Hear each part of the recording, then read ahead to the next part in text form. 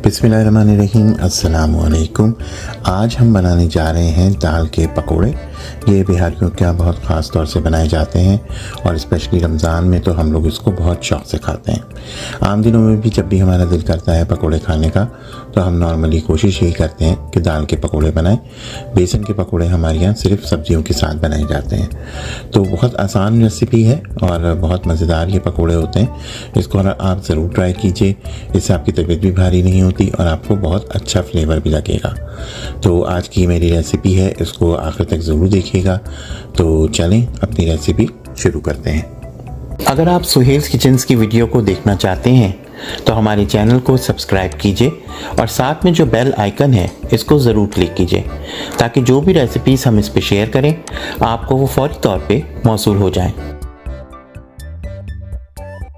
तो इसके लिए आपको ये 3 तरह की दालें लेनी है, चने की दाल, मूंग की दाल और मसूर की दाल। इसका हिसाब ये होता है कि अगर आपने 1 कप चने की दाल ली है तो आधा कप मूंग और आधा कप मसूर, ये इसका हिसाब होता है। तो ये आप लेके, हमने तो ज़ाहिर है ये 1 कप का बनाया है, तो आप बना के जैसे इसको 2-3 दिन के लिए फ्रिज में भी रख सकते हैं। पूरी चीज़ें ना मिक्स करें, इतना कर लें कि बस ये आपके 2 दिन का हो जाए और बाकी जो दाल है उसको ऐसे ही आप फ्रिज में रख दें और बाद में इसमें चीज़ें मिक्स करें।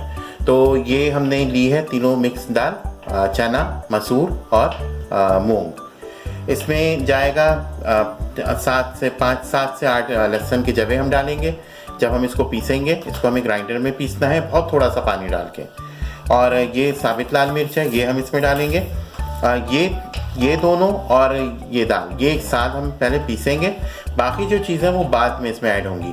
बाकी जो चीज़ें हम इसमें डालेंगे वो है ये प्याज कटी हुई। प्याज आपकी मर्ज़ी है, आप जितनी ज़्यादा प्याज डालें उतना आपके लिए अच्छा है और आपको अगर जितना पसंद है, जैसे हम लोग को ज़्यादा पसंद है तो हम लोग इसमें ज़्यादा डालेंगे। नमक इसमें हस्बे ज़ायक़ा होगा। ज़ीरा जो है वो मैंने 1 टीस्पून लिया है। काली मिर्च भी 1 टीस्पून ली है।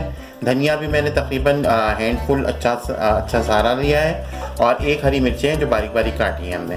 तो ये टोटल इसके इंग्रेडिएंट्स हैं। ये बहुत डिफरेंट, बहुत मज़े के, क्रिस्पी और ये आपकी देखा जाए तो आपकी हेल्थ के लिए भी बड़े अच्छे होते हैं क्योंकि ज़ाहिर ये सारी दालें हैं और रमज़ान में वैसे भी ये चीज़ें कम हो जाती हैं तो वो अच्छी रहती हैं, आपके मतलब आपके न्यूट्रिशन को पूरा करती हैं। तो चलें अब हम अपना ये वाला प्रोसेस शुरू करते हैं।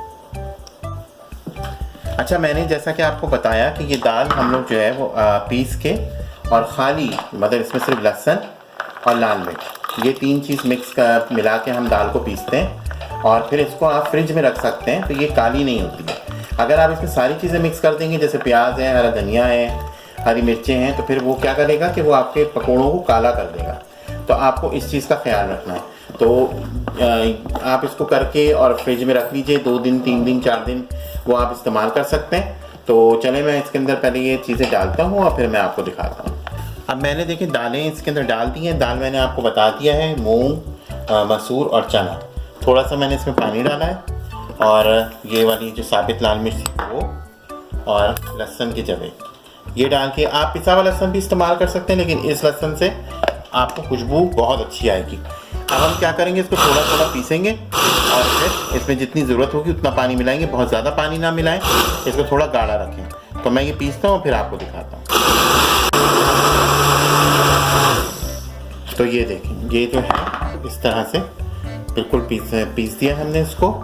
ये बहुत अच्छा इसका मतलब वो बना है। अगर आप इसका टेक्सचर देखें, ये देखें, ये इसका टेक्सचर है और इसमें से लहसुन की बड़ी अच्छी खुशबू आ रही है। तो मैंने जैसा कि आपको बताया कि आप लहसुन इसमें फ्रेश भी डाल सकते हैं। फ्रेश डालें तो ज़्यादा बेस्ट है, नहीं तो आपके साथ आप इस्तेमाल कर सकते हैं। अच्छा, ये हमने जो बनाया ये हमने 2 दिन का बनाया है तो हम मसाला पूरा इसमें नहीं मिलाएंगे। इसको हम अब इसी कंडीशन में जो हमने पीसी है, ये देखें हमारे पास ये हम डिस्पोजेबल इस तरह के बर्तन रखते हैं तो इसमें हम इसको कल के लिए निकाल के रख लेंगे। इसमें हम कुछ भी नहीं मिलाएंगे। तो ये चीज़ें जो हैं वो फिर आपको इजी करेंगी कि कल आपको बहुत सारी चीज़ें नहीं करनी पड़ेंगी। तो अब ये मैं इसको पहले ट्रांसफ़र करता हूँ प्याले में और फिर आपको दिखाता हूँ। अब ये दाल हमने अलग कर ली है, जो हमें आज जितनी चाहिए उस हिसाब से हमने उसकी क्वांटिटी अलग कर ली है। इसको आपको ना फेंटने की ज़रूरत है ना बहुत ज़्यादा इसमें आपको वर्किंग करनी है। तो सबसे पहले हमने इसमें डाली ये प्याज। प्याज का भी मैंने आपको बता दिया, आप जितनी ज़्यादा प्याज डालेंगे उतना अच्छा ही आपके पकोड़े मज़े के बनेंगे। तो ये प्याज हमने डाली। और अच्छा, प्याज का भी ये है कि आपकी मर्ज़ी है, जिस तरह की भी काटें वो आप डाल सकते हैं। नमक जो है वो हस्बे ज़ायक़ा होगा। साबित सफ़ेद ज़ीरा इसमें जाएगा। और काली मिर्च जो है वो मैं थोड़ी सी रोकूंगा अभी, क्योंकि मुझे लग रहा है दाल के हिसाब से काली मिर्च होनी चाहिए। तो ये चीज़ें हमने इसमें मिक्स की। अब आप ये देख लें कि ये कितने आसान पकोड़े होते हैं और ये बहुत मज़े के पकोड़े होते हैं। आप ये बनाएंगे तो आपको फिर बेसन के पकोड़े इसके मुकाबले में ये वाले बहुत बेहतर लगेंगे बेसन के मुकाबले में। और ये हमने इसमें डाला क्योंकि बेसन का जो पकोड़े होते हैं उससे आपकी तबीयत भारी हो जाती है, ये वाले पकोड़ों से आपकी तबीयत भारी नहीं होती है। हरा धनिया और हरी मिर्चें ये भी हमने इसमें डाल दी और इन सबको अब मैंने अच्छे से मिक्स कर देना है। इसमें हम पिसी हुई लाल मिर्च भी नहीं डालते हैं, क्योंकि जब आप पिसा हुआ मसाला तलने की चीज़ों में बहुत ज़्यादा डालेंगे, जैसे ये पकोड़े में, तो आपके पकोड़ों का कलर जो है वो काला होगा, तो इसलिए जो है वो इसको हमें नहीं डालना। तो ये हमारा जो है वो पकोड़ों का बेस रेडी हो गया। अब हम इसको फ्राई करेंगे। इसको भी आप थोड़ी देर इस तरह से बस मिक्स करके और 10 मिनट के लिए छोड़ दीजिए, ताकि सब चीज़ों की खुशबू आपस में रच बस जाए। और फिर हम 10 मिनट के बाद इनको फ्राई करना शुरू करेंगे और फिर आपको दिखाएंगे।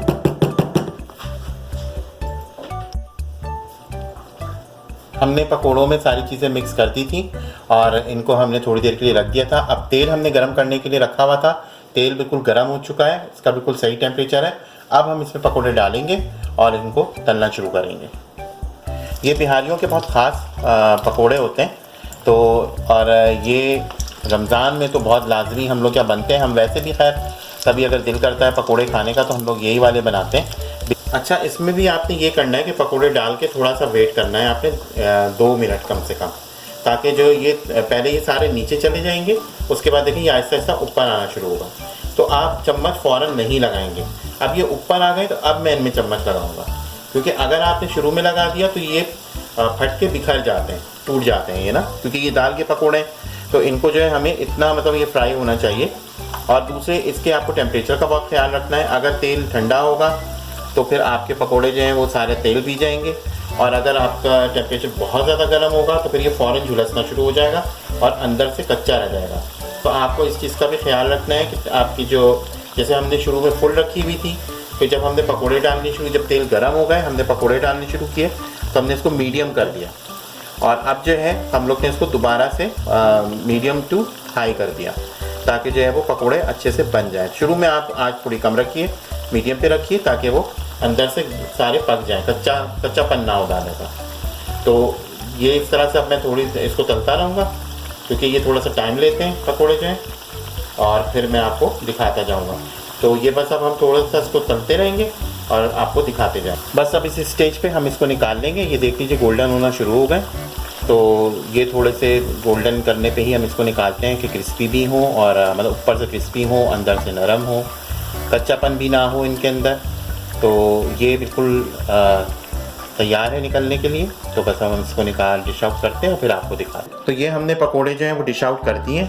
इनको आप किसी भी तरह के सॉस के साथ, जैसे हरे धनिया पुदीने की चटनी है, केचप है, लाल मिर्च की चटनी है।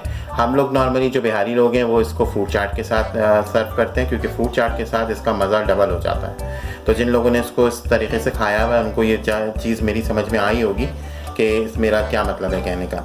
तो आप इस तरह से ये पकोड़े बनाइए। मैंने जो आपको रेसिपी बताई, जो तरकीब बताई कि आधा बना के और उसमें चीज़ें नहीं मिलाएं, सिर्फ लहसुन लाल मिर्च मिला के पीस के और उसको आप फ्रिज में रख दें और अगले दिन फिर उसको यूज़ कर लें। तो ये बस इतना बनाइए जितना आपको आज ज़रूरत है, ज़्यादा पुराना करके बासी करके इसको ना खाएं। तो मुझे उम्मीद है कि ये रेसिपी आपको जो है वो अच्छी लगी होगी, और अपने इर्द गिर्द के लोगों का, अपने ख़ास तौर से बुज़ुर्गों और बच्चों का बहुत ख्याल रखिए। और जल्द आपके पास दोबारा से एक नई रेसिपी लेके आएंगे। इसकी असल में मेरे पास फरमाइश काफ़ी थी कि दाल वाले पकोड़े बताएं, तो इसलिए मैंने आपको जितनी जल्दी हो सका ये बताया है। तो एंजॉय करें और दुआ करें, सबको दुआओं में याद रखें और अच्छे अच्छे काम करें, नेकियां समेटें, नेकियां फैलाएं। तो इंशाअल्लाह बहुत जल्द आपसे अगली रेसिपी में मिलते हैं। जब तक के लिए अल्लाह हाफ़िज़।